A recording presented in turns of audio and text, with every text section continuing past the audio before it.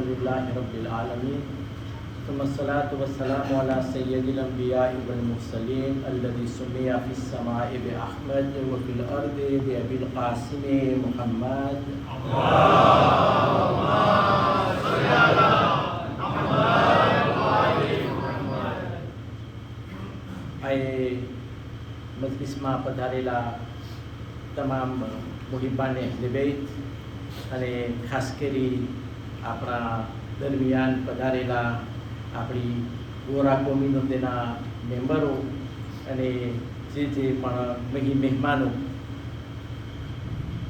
પધાર્યા છે તમો સર્વેને હું ક્યા બોલે શુક્રિયા અદા કરું। જેઓ લોકો दूरથી સફર કરી કોઈ પ્લેનથી કોઈ રસ્તે કોઈ વસ્યા જેના ઇલાકાથી બધા આપણા દુઃખમાં શરીક થઈ અમારા મરહૂમ માલિક તથા મોસીભાઈ ગુરુને અંજલિ પેશ કરવા માટે તમે પધાર્યા।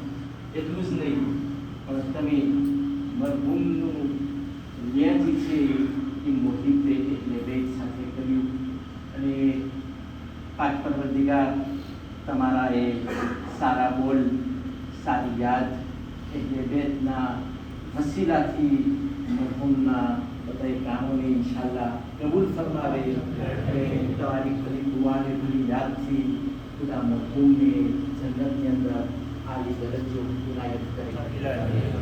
આનાથી વધારે આપણા માટે ઇત્મીનાનની આશ્વાસનની શું વાત હોઈ શકે કે બધી ખિદમતો એક તરફ પણ જ્યારે જેઓએ મરહૂમની રૂહને અંજલિ પેશ કરી બધાએ એકમતે કહ્યું કે મરહૂમ મોહિબ્બે અહલે બેત ઝાકિરે અહલે બેત ઇમામે હુસૈનની મોહબ્બત પોતાના દિલમાં લઈને પોતાનું જીવન પસાર કર્યું છે।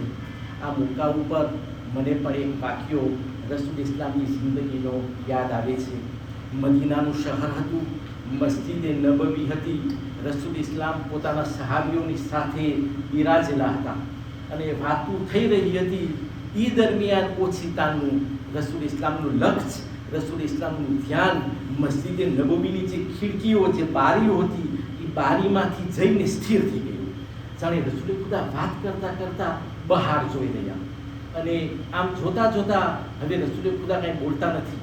ઓછીતા ઊભા થાય છે અને મસ્જિદે નબવીથી બહાર નીકળે છે। જ્યારે સહાબીઓએ આ પ્રમાણે જોયું રસૂલ ઇસ્લામ છે આ બીજું કોઈ નથી। વમા યંતિકુ અનિલ હવા ઇન હુવા ઇલ્લા વહ્યુન યુહા। કુરાને મજીદ રસૂલ ઇસ્લામની ઓળખાણ આ પ્રમાણે કરે છે। આ બીજો કોઈ નથી જે પોતાના દિલથી પોતાના જબાનથી કાંઈ નથી બોલતો।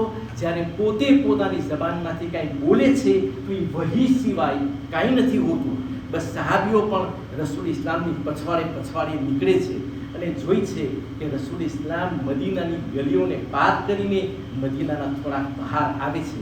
રસૂલે ખુદાના કદમ એક તરફ આગળ વધે છે અને બધા જોઈ છે કે સામેથી ચાર મજદૂરો, ચાર ગુલામો પોતાના ખંભા ઉપર એક જનાઝાને લઈને આવી રહ્યા છે।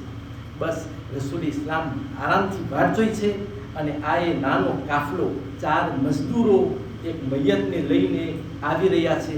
જ્યારે મૈયત નજદીક પહોંચ્યું તો રસૂલ ઇસ્લામ તે ગુલામોને કહે છે તમે જરાક વાર માટે ખોભરો, મને આ એ મરહૂમની ઝિયારત કરવી છે। બસ હવે સહાબીઓની સાથે આપણા મૌલાએ મુત્તકિયાન અલી ઇબ્ન અબી તાલિબ પણ હાજર છે। જ્યારે મજદૂરોએ આ એ જનાઝાને નીચે કર્યો રસૂલ ઇસ્લામ જ્યારે ઝિયારત કરે છે બધા સહાબીઓ જેઓ રસૂલ ઇસ્લામની બાજુમાં હતા રસૂલે એક મુખાતિબને થઈને કહ્યું કે તમે ઓળખો છો આને?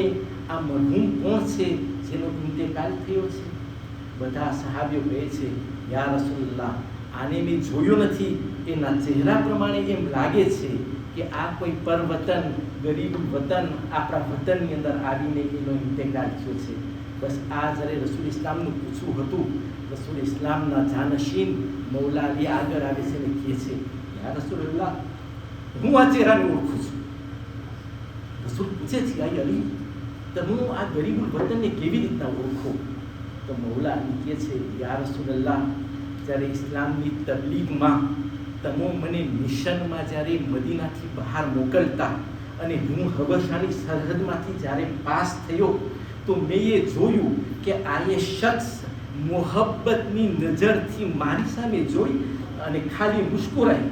રસૂલ ઇસ્લામ કહે છે, અલી તમને ખબર છે જ્યારે ગરીબુલ વતનનું ઇન્તેકાલ થયું, આપણે બધા મસ્જિદમાં હતા, વાતો થઈ રહી હતી. એ દરમિયાન જિબ્રીલ મને હુકમ કરે છે, યા રસૂલલ્લાહ, તમે મસ્જિદ છોડીને એના આગમન માટે જાઓ અને એની તશરીએ જનાઝા કરો. જે ગુલામ છે અને જે એવો ગરીબ ગુલામ છે જે મજદૂરોના ખંભા ઉપર જઈ રહ્યો છે, બસ એની ખૂબી ખાલી એટલી છે કે એના દિલની અંદર અલી અને અહેલે બેતની મોહબ્બત સમાયેલી છે.